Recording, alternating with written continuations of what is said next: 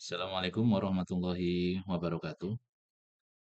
Eee, Pada kesempatan kali ini, kami akan menjelaskan hasil dari penelitian yang kami lakukan dengan mengambil judul "Optimasi Kinerja Aplikasi dengan Struktur Data Ringkasan pada Database Relasional". Penelitian ini didanai oleh Direktorat Riset Teknologi dan Pengabdian Masyarakat, Kementerian Pendidikan Kebudayaan tahun anggaran 2024 dalam skema penelitian dosen pemula.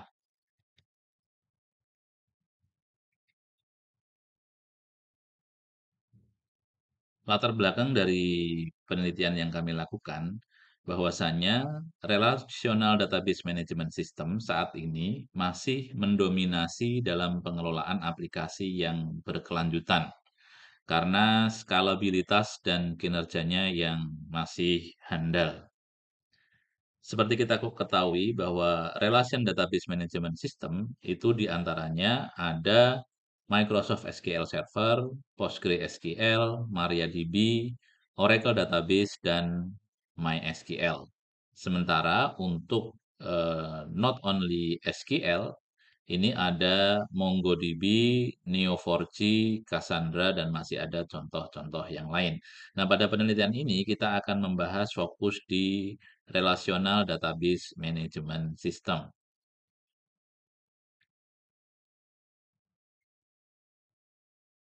Ketika sebuah Relational Database Management System menangani jumlah data yang semakin besar, hal ini menyebabkan penurunan performa aplikasi, terutama ketika volume data bertambah, maka diperlukan pengelolaan database yang lebih efisien. Seperti kita lihat dalam ilustrasi di sini, nah ini adalah database yang makin lama makin besar. Karena makin besar ini, kapasitas yang makin besar, maka waktu proses yang digunakan untuk melakukan query pada sebuah database akan meningkat dengan signifikan.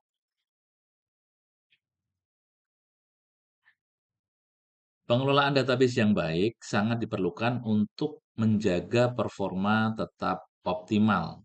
Skema fragmentasi database menjadi konsep penting dalam sistem manajemen database. Konsep yang ada adalah ketika sebuah database menyatu, maka otomatis ketika diperlukan sebuah query untuk mengambil data, sistem akan membaca keseluruhan data. Dan hal ini menjadi topik utama bahwa semakin besar data yang diakses, maka waktunya dibutuhkan semakin lama.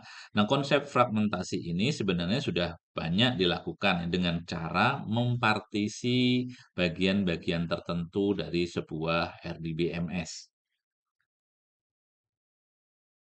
Nah, rumusan masalah yang kami tentukan dalam penelitian ini adalah bagaimana menjaga performa sistem berbasis RDBMS seiring dengan meningkatnya memori penyimpanan database. Sementara tujuan dari penelitian ini adalah untuk mengusulkan skema baru yang berkaitan dengan arsitektur RDBMS dan algoritma untuk mengakses skema ini agar menghasilkan kinerja sistem yang optimal. Penelitian-penelitian sebelumnya banyak yang sudah dilakukan dalam rangka meningkatkan performa aplikasi database. Di antaranya mengoptimalkan join seperti algoritma berbasis penyortiran, pemrosesan secara paralel atau hashing, cost-based optimization, window function, dan partitioning. MySQL juga dapat memanfaatkan teknik optimasi lanjutan seperti hash join, sort merge, serta menggunakan kerangka kerja komputasi terdistribusi seperti Spark SQL yang terbukti secara signifikan mampu mengurangi waktu proses sebuah query. Metode normalisasi sementara dapat mempercepat waktu respon basis data dengan mengubah cara melakukan query. Dari pengambilan data tanggal diubah menjadi angka secara sementara pada proses perekaman data. Nah, cara ini terbukti bekerja sekitar 8 kali lebih cepat dibandingkan dengan metode normalisasi pada MS SQL Server dan Oracle. Kita ketahui bahwa pemrosesan query sebuah teks itu lebih lambat dibandingkan dengan berbasiskan numerik, ya. Nah, apa novelty dari penelitian kita ini? Kebaruannya di sisi apa sih?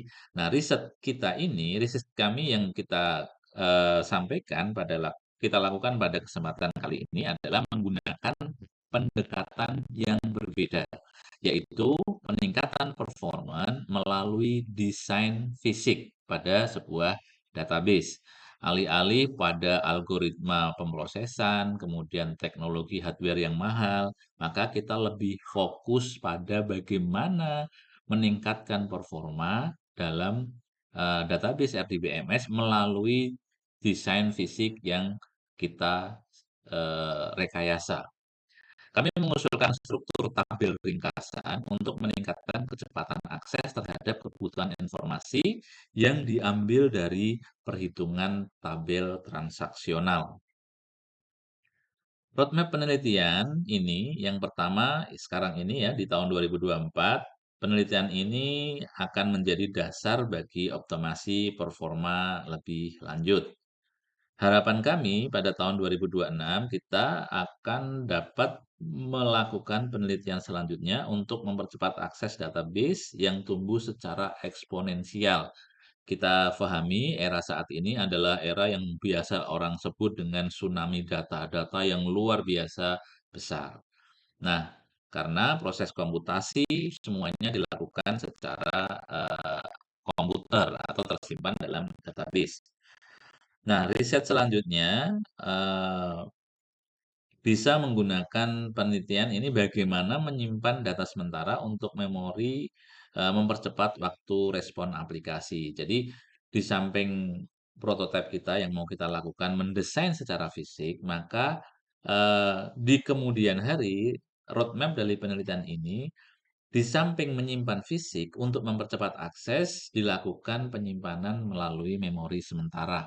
Seperti kita tahu bahwa kinerja memori sementara dalam RAM itu jauh lebih cepat daripada kinerja memori tetap seperti yang ada di dalam storage. Selanjutnya, tahap penting untuk menangani masalah skalabilitas dan performa di lingkungan multi-server. Jadi multi-server adalah server yang bekerja secara simultan, di mana mereka akan meningkatkan performa yang lebih tinggi. Metode penelitian yang kita lakukan seperti pada gambar, pertama kita melakukan studi literatur, analisis kebutuhan, dan pengembangan konsep. Ini yang sudah kita lakukan, dan pada riset kali ini kita akan melakukan analisis kebutuhan data dan kerjasama mitra. Ini juga sudah kita lakukan tahapan-tahapannya sampai pada membuat laporan akhir. Alat dan bahan yang kita gunakan, data ujinya, data sistem akuntansi simpan pinjam pada mitra, yaitu Koperasi Simpan Pinjam Sumber Rezeki. Data yang kita ambil selama rentang waktu tahun 2001 sampai dengan tahun 2024. Software yang kita gunakan untuk melakukan penelitian ini yaitu MySQL Server dan SQL Workbench untuk mengaksesnya. Sementara hardware-nya kita menggunakan server Linux berbasis Google Cloud dengan spesifikasi RAM 8 GB dual core dan 10 GB SSD storage berbasis Google Cloud. Untuk mengakses server, kita menggunakan jaringan komunikasi, jaringan internet Telkom IndiBis 50 Mbps yang digunakan untuk terhubung ke MySQL Server berbasis cloud. Ini adalah alat dan bahan yang kita gunakan untuk penelitian kita saat ini. Nah, kita mengembangkan arsitektur pengujian dengan cara seperti ini. Kita mendeploy semua perangkat software RDBMS pada Google Cloud, yaitu kita menggunakan MySQL, kemudian kita merancang skema database sesuai dengan apa yang dilakukan saat ini atau apa yang dipakai pada sistem kebanyakan. Kemudian kita lakukan uji benchmark dari klien melalui jaringan IndiBis. Ini adalah mitra kerjasama kita ya. Nah, pada desain awal yang dipakai pada aplikasi yang digunakan pada saat ini, as is application, yaitu ini adalah skema desain tabel awal, di mana skema ini memenuhi aspek normalisasi, bentuk ketiga. Nah, ini adalah contoh dari data yang kita, deploy ke dalam sistem dengan, apa adanya, yaitu kondisi sebelum riset. Data kita deploy, ya kita upload seperti yang ada di dalam contoh, sementara sistem ini, skema database ini sudah dalam bentuk normal, bentuk ketiga, sehingga secara teori konsep ini sudah dibenarkan. Kita lakukan pengujian sebelum, penerapan konsep yang kita usung, yaitu database ringkasan menggunakan, mekanisme penghitungan saldo akun pada tanggal tertentu berdasarkan transaksi pada tabel jurnal atau tabel transaksional menggunakan formula seperti yang ada di dalam, layar. Di mana, saldo saat ini yaitu dihitung menggunakan saldo awal, awal dari sebuah periode keberlangsungan program, ditambah jumlah masuk dikurangi jumlah keluar. Nah, dari, konsep tadi, maka ini adalah contoh perhitungan data yang kita gunakan secara sederhana. Misalnya kita akan menghitung, sebuah akun di mana kita contohkan di sini adalah akun kas kecil. Pada tabel jurnal kita lihat bahwa yang merah itu adalah terdebit di dalam kas kecil, sementara yang biru, terkredit dari kas kecil, yaitu masuk dan keluar. Kita uji menggunakan rumus, yang sebelumnya, hasil akhir dari saldo kas kecil terhitung 376.600. Jadi kita hitung menggunakan cara manual terlebih dahulu untuk membuktikan, waktu aksesnya. Nah, dari cara ini kita dapatkan, perhitungan saldo per tahun dari data yang kita upload ya, dengan jumlah record seperti yang terlihat pada gambar. Semakin hari record-nya semakin banyak, ya akumulasi karena adanya penumpukan data. Nah, dengan jumlah record sebanyak ini, kita melakukan pengujian dalam, skema Google Cloud, ya. Seperti yang terlihat, kita akses menggunakan MSQL, MySQL Workbench.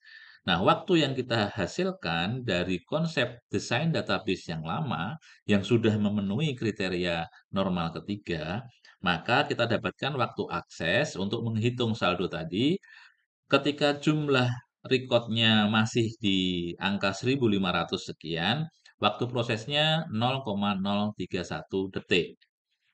Kemudian kita hitung lagi dengan jumlah record 11.000 ya, maka waktu prosesnya 0,1 detik dan seterusnya ketika jumlah record-nya mencapai 30.000 sekian, maka waktu prosesnya meningkat secara signifikan yaitu 0,4 detik.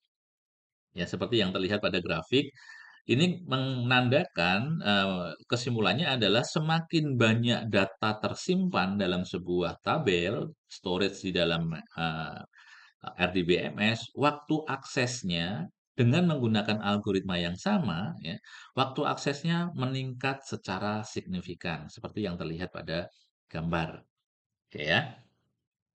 Nah, kemudian kita tawarkan metode yang kita usulkan dalam penelitian ini. Seperti yang terlihat pada gambar struktur tabel ringkasan, maka kita akan menambahkan kolom pada file master yang dalam contoh ini kita sebut dengan file akun. Bisa kita lihat, kita perhatikan di dalam akun ya, di dalam file akun di versi sebelumnya ya, di versi sebelumnya ini hanya ada akun dan subjek. Perlu saya sampaikan bahwa konsep pada data ini sudah ternormalisasi bentuk ketiga. Artinya secara teori sudah bagus untuk diterapkan atau sudah sesuai dengan konsep normalisasi.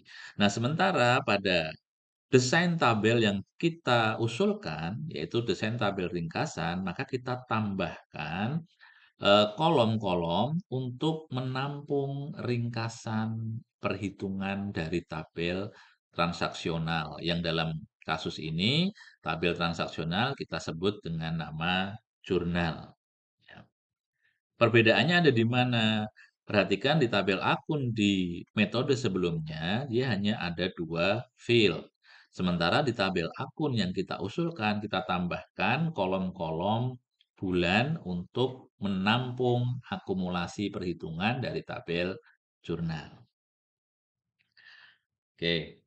Nah, kemudian ini adalah cara, menghitung berapa nominal yang harus kita simpan di setiap kolom pada tabel akun, ya, yaitu total bulan ke I adalah, semisal Januari, kalau I-nya 1 berarti Januari, Februari, dan seterusnya. Bagaimana cara menghitung, ringkasannya? Maka ketika kita mau menghitung, kolom pada kolom Januari, maka kita harus melakukan perhitungan, yaitu total bulan ke I dengan cara input, di akun I dikurangi output di bulan I, yang kemudian nanti akan menghasilkan total di bulan ke I, yaitu bulan ke kalau contoh tadi kita total bulan Januari, gitu ya. Nah, ini akan terisi sesuai dengan, total transaksional pada tabel jurnal. Nah, selanjutnya kita akan melakukan, simulasi bagaimana formula tadi kita gunakan untuk mengisi setiap kolom yang kita tambahkan pada tabel akun. Semisal pada contoh di sebelah kiri ada tabel jurnal ya dengan field-field yang sesuai, kemudian kita lakukan perhitungan di mana TI sama dengan I min OI. I itu kita lambangkan dengan input bulan ke I dikurangi output bulan ke I. Ringkasannya adalah data dari tabel transaksional jurnal ini, maka akan kita dapatkan total, nilai pada kolom ke I, yaitu 752, kemudian kita pindahkan ke bulan di kolom yang sesuai. Semisal ini adalah Januari, maka total ini akan kita pindahkan untuk mengisi di bulan Januari, seperti yang terlihat pada gambar, gitu ya. Nah, nilainya kita pindahkan ke kolom Januari.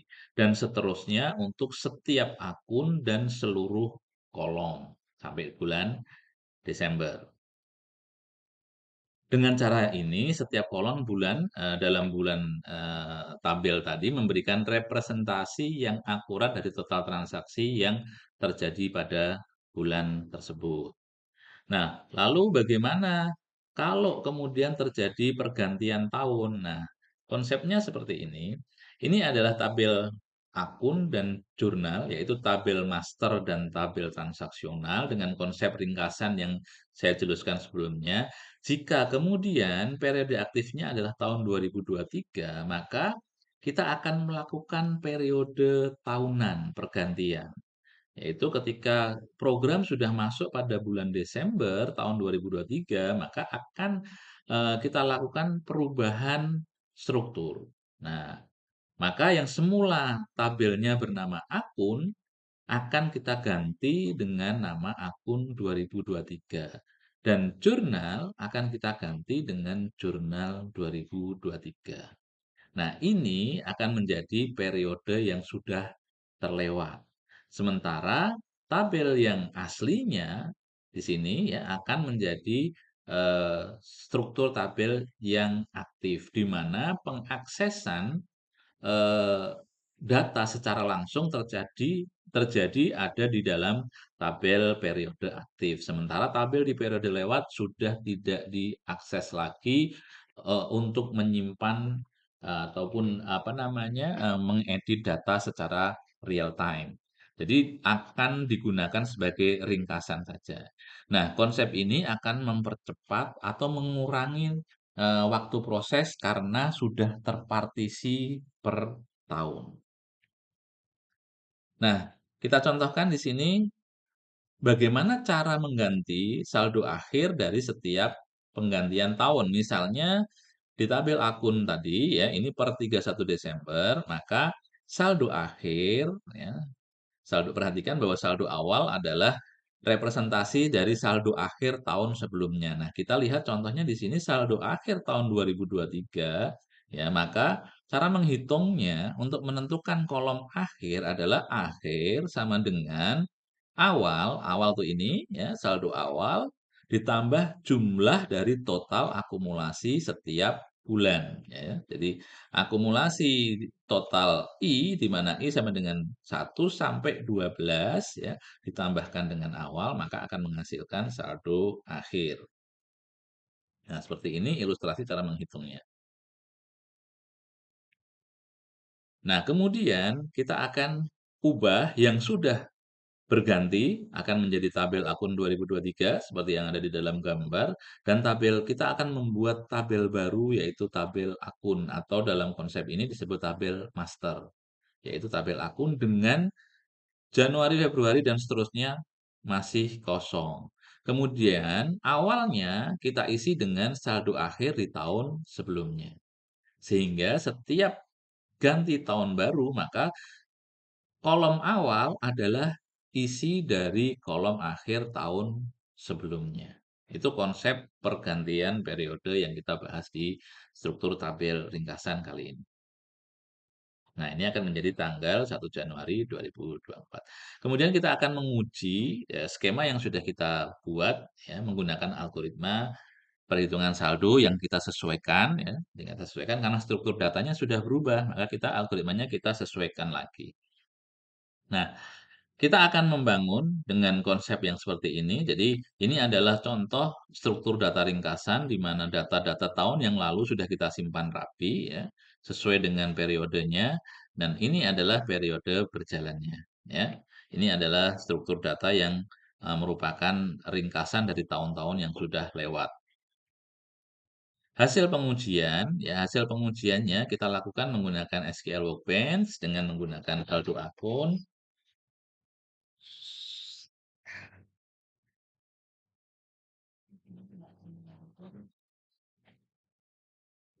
Hasil pengujian ya kita lakukan di sini apa namanya?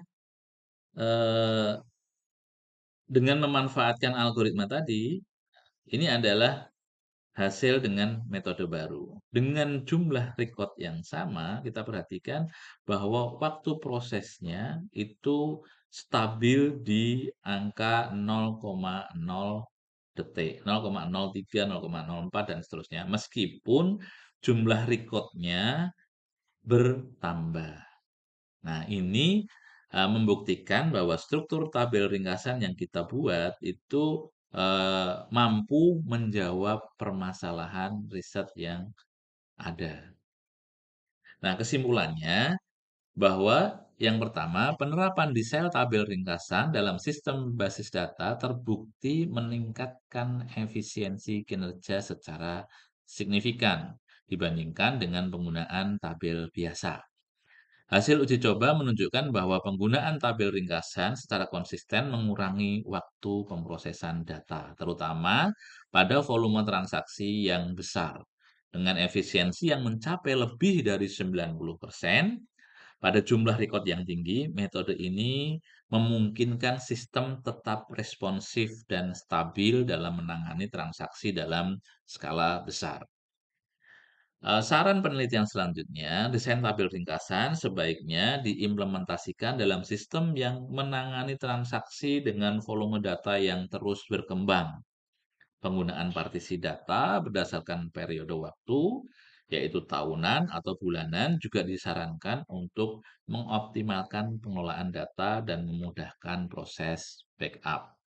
Metode ini juga dapat digunakan untuk sistem dengan spesifikasi bisnis yang berbeda. Tetapi perlu diperhatikan klasifikasi jenis tabel yang terlibat, yaitu menentukan mana tabel yang sebagai fungsi master dan mana tabel sebagai fungsi transaksional. Demikian penjelasan dari riset yang kami lakukan. Terima kasih kepada Direktorat Riset DRTPM, Kementerian Pendidikan Tinggi dan Universitas Semarang yang memberikan kesempatan kepada kami untuk melakukan riset ini. Demikian yang bisa kami sampaikan. Terima kasih atas perhatiannya. Assalamualaikum warahmatullahi wabarakatuh.